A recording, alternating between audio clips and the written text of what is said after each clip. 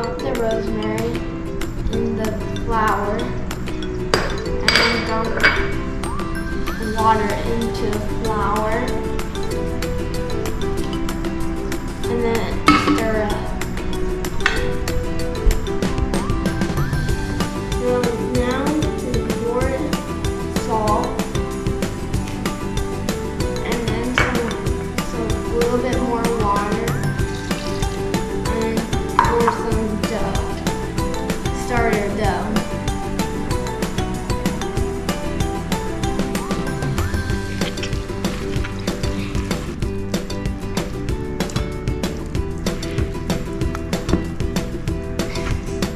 After it was sat for a while, we dump it out.